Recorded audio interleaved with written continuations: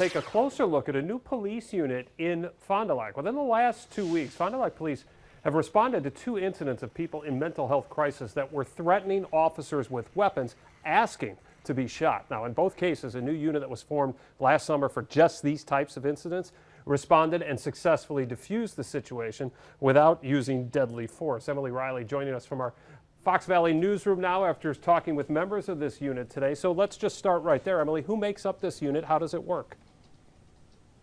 Right, Chris, so this is called the Co-Response Unit, and within the department it consists of 2 positions. The first is a mental health and wellness police specialist. The second is a social worker, and these 2, they'll dispatch themselves in different situations from different callers. So sometimes that means they just go in alone if they feel like that's something they can handle with the situation at hand. Sometimes they'll go with backup with an officer, or they'll just ride along with an entire group of officers just to be there for additional support.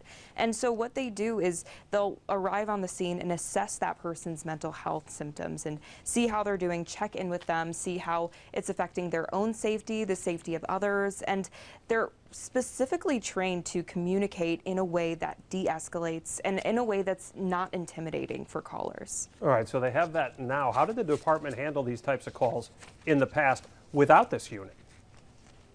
Right, so this was just implemented roughly a year ago. Last summer was when they first started, so it hasn't been that long, but since they've been there, it's been great. They said beforehand an officer would arrive on the scene and it was an entirely different process. So the officer didn't have as much time because there wasn't a special unit dedicating to handling these problems. So an officer might be stretched a little bit more thin for time and can't sit down and resolve a mental health crisis and maybe has to get to the next thing. So now it gives more time for follow-ups, and beforehand they would just,